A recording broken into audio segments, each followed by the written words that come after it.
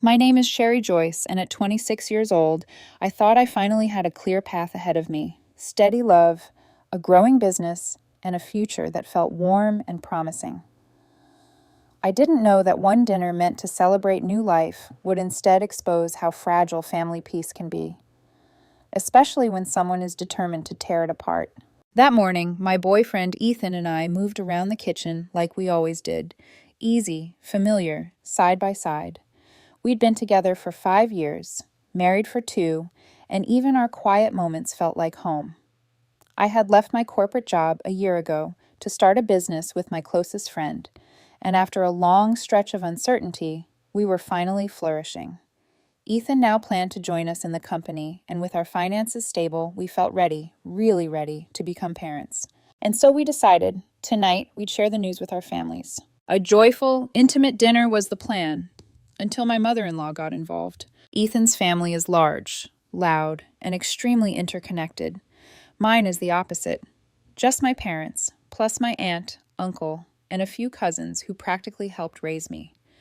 When my mother-in-law heard that my aunt's family was invited, she insisted we expand the gathering. If her family's coming, then we should invite ours properly, she'd said over the phone. I didn't love the idea of turning a meaningful family moment into a crowded celebration, but Ethan had squeezed my hand and whispered, "Please, Sherry, let's not argue today." So I swallowed my frustration. But the one guest I was secretly relieved would not be attending was Ethan's younger sister, Lila. He told me she was sick, but the truth everyone knew was that she was drowning in alcohol since her divorce. Jobless, directionless, restless, angry, and fully enabled by their mother. The last thing I wanted was a drunk, unpredictable outburst during our announcement.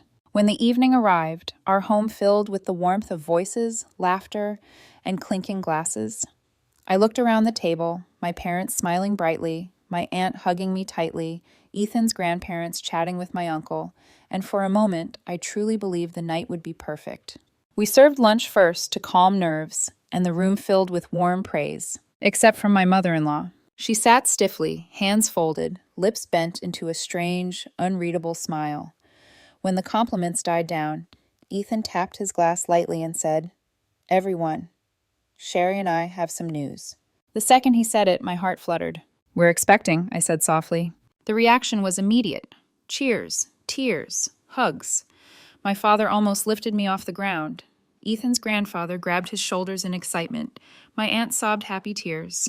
But Ethan's mother only stared at me, still sitting, still smiling that small, peculiar smile. I tried to ignore it, but she wouldn't let me. Lunch had barely begun when she leaned forward, her voice slicing cleanly through the chatter. "Sherry," she said, "have you considered how expensive a baby is? Are your finances even stable enough to handle this?"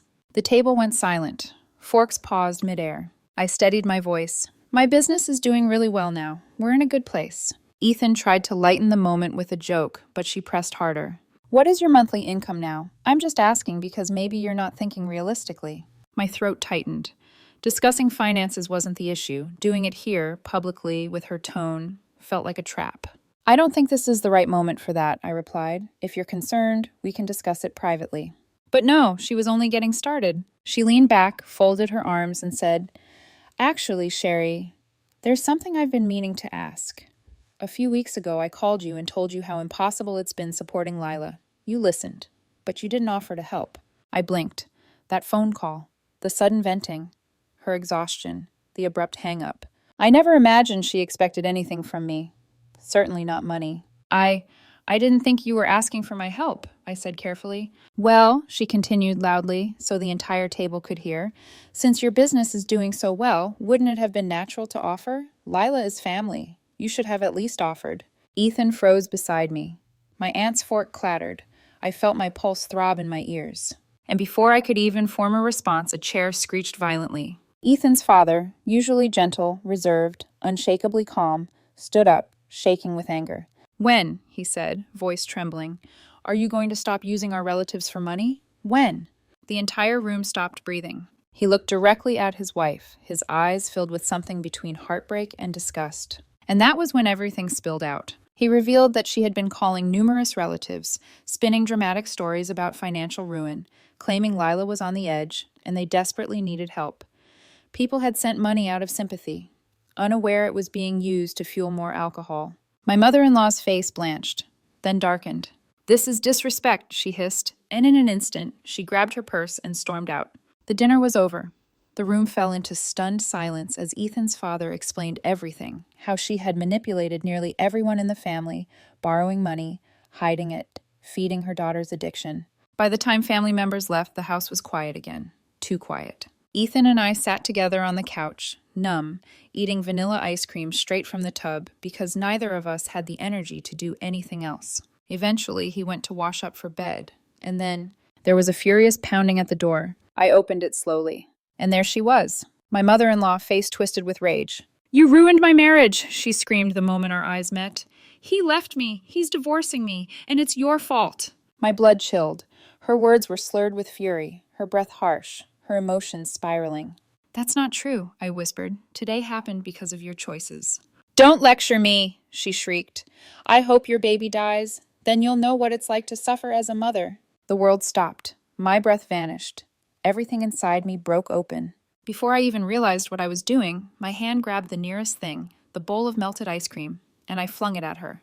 It splashed across her face and dress. She screamed as if scalded, staggering back dramatically, crying out as though injured, though it was only cold dessert dripping down her cheeks. Ethan appeared instantly, shocked, pulling her inside, helping her wipe off, while she continued sobbing, cursing, and accusing. I helped clean her up silently, my hands shaking, my heart pounding with terror, guilt, and something raw, something close to relief. When she finally left in a cab, slinging one last hateful remark over her shoulder, the house fell quiet again. Ethan turned to me, and instead of blaming me, he laughed softly, exhausted, incredulous. "She deserved worse," he whispered. "After what she said about our child, Sherry, you did nothing wrong." But as I sat there, staring at the streaks of melted ice cream on the floor, all I felt was dread, because something inside me had changed forever. The morning after the confrontation, I woke with swollen eyes and a headache that pulsed behind them. Ethan lay beside me, awake, staring at the ceiling. He wasn't a man who often spoke his feelings aloud, but the stillness in him told me everything. Anger, worry, disappointment, and something quieter, grief. Neither of us said a word as we got up. The silence felt safer than trying to make sense of the night before. A week passed before the next blow arrived. I had almost convinced myself to apologize to my mother-in-law, to do the right thing, to soften the hostility, to protect my peace and the baby. I had typed and deleted the apology message more times than I could count. But then, late one night, my phone buzzed. A video message from my mother-in-law and Lila. I opened it, and everything inside me turned to ice. The two of them were drunk, barely able to keep their faces centered in the frame. Their words were slurred but sharp, dripping with a kind of venom I didn't think human beings could produce. They hurled insults at me, about my looks, my character, my family. Then the attacks turned toward Ethan, then toward my unborn child. One line made me physically recoil. "You don't deserve to be a mother, Sherry." I shut the video off immediately. My hands trembled so violently I almost dropped the phone. Ethan, hearing my shaky breaths, rushed over. I handed him the phone without speaking. He watched the entire thing, every awful second, jaw tightening, eyes darkening with each insult. When it ended, he stood up so suddenly the couch shifted. "I'm calling the police," he said. "No," I whispered. "They crossed the line." I can't handle the stress of police reports right now. The baby, my workload, everything." My voice cracked. "I just can't." He exhaled hard, shoulders rising and falling with contained fury. Then he sat beside me, pulling me into his arms. "Okay," he murmured. "We won't call, but I'm done pretending they're just difficult. They're dangerous." The next morning, we learned something that shifted everything. Ethan's father had left his wife the very next day after the ice cream incident. He'd moved in with his older brother and refused to speak to her at all. At first, I was stunned, but as the days unfolded, we learned more, and the pieces of the puzzle began to make horrifying sense. 3 days later, Ethan and I visited his father. He looked smaller, exhausted, like a man who had been carrying a secret burden for so long it had reshaped his posture. I showed him the video. He didn't say a word. His face crumpled, and suddenly he was crying, silent, trembling tears that shook me to my core. "I tried," he whispered. "For 30 years I tried to protect everyone, but this, I can't do this anymore." He had been the only parent in Ethan's life who ever showed me kindness, seeing him broken hurt in a way I couldn't have prepared for. We helped him find a divorce attorney, a friend of mine who specialized in family law. My father-in-law spent the meeting mostly quiet, his hands folded tightly, as if afraid they might fall apart if left unattended. He wasn't angry, he wasn't bitter, he was simply tired. And through the silence, I realized something. This wasn't just a marriage ending. It was a lifetime of pain finally catching up. In the days that followed, the situation spiraled even more. My mother-in-law showed up at her husband's temporary home, pounding on the door, begging, screaming, insisting she could fix everything if he'd just tell that girl, me, to stop interfering. He refused to see her. Then, in a move so transparent it almost made me laugh, she sent me an apology. A 3-line message, no punctuation, no accountability, just hollow words typed in desperation. I didn't respond. Later, when I ran into her by accident, she tried again, forcing a tearful, shaking voice. I'm sorry for what I said. I was upset. Please understand. But the apology wasn't for me. It wasn't even for Ethan. It was for him, the husband she was about to lose. When I politely told her I accepted the apology, but didn't want further involvement, she blinked at me like she couldn't understand why her manipulation wasn't working. Some people don't want forgiveness, they want access, and she was losing both. Meanwhile, the rest of the family began distancing themselves from her and Lila, relatives she had taken money from. Lying to them about dire financial struggles, chose not to demand repayment, out of pity. She tried returning the money anyway, hoping to repair her image. But no one was fooled. Her world was shrinking. Her daughter, Lila, remained jobless, drinking daily, clinging to her mother in a codependent spiral that had drained both of them of reason. Together, they had pushed away every possible support system. Ethan's father confided one night, speaking with a tremor, as he revealed more pieces of the past. Her decades of secret debts, her manipulation of anyone who questioned her, her refusal to help with the household, her insistence on enabling Lila's addiction while fighting any attempt at intervention, her harsh, cutting words at home, spoken in private, never in public. All the signs had been there. We just weren't the intended audience until everything exploded. Ethan and I drove home in silence each night after visiting his father. He stared at the road. I stared at his clenched jaw. Neither of us dared to say aloud what we were both thinking. How much damage had this woman done, and how much were we only now beginning to uncover? The worst was still coming. We just didn't know it yet.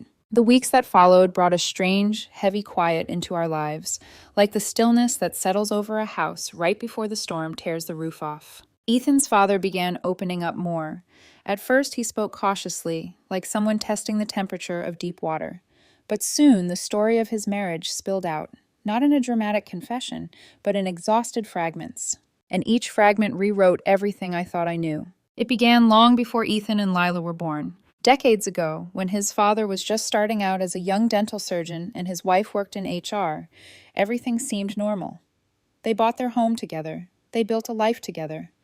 But behind the scenes, she had already begun taking out multiple loans, hidden ones he knew nothing about. He found out only when creditors started calling the clinic. She broke down, promised transparency, swore she'd never hide money again. He paid off the debts himself, and then kept working harder, hoping she would someday meet him halfway. She never did. As the years passed, she became more controlling with money, yet refused financial responsibility. When things became inconvenient, she would cry, guilt, or manipulate her way into getting what she wanted. She left household duties to him under the excuse of not feeling well, leaving him to do chores even on days he came home exhausted. And when it came to parenting, she clung to Lila obsessively. She excused every selfish choice Lila made, every bottle of alcohol, every job loss, every broken relationship. If anyone suggested Lila needed help, she became defensive to the point of hostility. Therapy, rehab, structure, boundaries. My daughter is fine, she would insist. The world is the problem. Her denial was a shield she used to protect herself more than her child. And in that shield's shadow, Ethan grew up quietly, teaching himself not to ask for help, not to take up space, not to rely on anyone but himself. Hearing all of this, piece by piece, hurt him more than he ever admitted out loud. During this time, I experienced my own scare. One morning at work, my vision blurred, my legs weakened, the room felt far away. My business partner rushed me to the hospital, terrified something was wrong with the pregnancy. Hours later, after a series of tests, the doctor calmly explained, "Your blood sugar dropped because you drastically changed your diet out of stress." The words hit harder than I expected. Stress. Stress from the pregnancy. Stress from the constant emotional warfare. Stress from trying to keep peace in a family determined to shatter itself. I cried in the car afterward, not because anything was wrong with the baby, but because I realized there could have been if I kept living inside the chaos. Ethan held my hand the entire ride home. "Things are going to calm down," he whispered. But neither of us truly believed it. Meanwhile, the divorce moved forward, slowly and painfully. Her husband wanted the simplest, fairest solution: sell the house they bought together and split the profit. It made perfect sense. But she refused. She wanted the entire house, every wall, every memory, every inch of a home she once neglected and emotionally contaminated. She argued, protested, cried, insisted the house should belong to her alone. Her reasoning? "I kept this family together," even though everything was falling apart because of her. The negotiations stalled. Her attorney pushed unreasonable demands. His attorney pushed back. And through it all, Ethan's father remained heartbreakingly steady, as if he had trained his entire life for the moment he'd finally break free. I admired him more than ever. Despite everything she had done, people in the family still tried to show compassion. Relatives she had manipulated financially refused repayment. They just wanted distance. She began visiting houses one by one, offering apologies that sounded rehearsed. She tried desperately to repaint herself as a misunderstood woman, hoping sympathy could salvage her failing marriage. But empathy can't rebuild trust. And trust had been reduced to dust long ago. As her world shrank, ours clarified. Ethan and I made a mutual decision. We would cut ties with both his mother and his sister. No calls, no messages, no forced gatherings, no chances for more poison to seep into our lives. We were protecting our peace, our future, and most importantly, our baby. Neither woman reached out, not even once. I doubt they ever will. And honestly, I don't see any version of our lives where reconciliation would be safe or healthy. A few days ago, Ethan's father told us something that lingered in my mind. "I feel like I'm rediscovering who I am, Sherry. I haven't felt this free in years." His voice shook, not with fear, but with something close to hope. And I realized something too. Sometimes the family you gain through marriage brings storms that shatter everything you thought was stable. But sometimes within the wreckage, you also find people worth holding on to. People who choose truth and healing over denial and destruction. People like Ethan's father. People like the man I love. People who remind you that cycles can be broken, futures can be rewritten, and boundaries aren't walls, they're protection. As for me, I'm still learning. Learning to breathe without guilt. Learning to trust my instincts. Learning to protect my child from a world that can be both cruel and unexpectedly kind. The divorce isn't final yet. The house is still being argued over. The wounds are still fresh. But tonight, as I rest my hand over my stomach and feel a small flutter beneath, I know one thing for certain. The family Ethan and I are building will not repeat the mistakes of the one that tried to break us.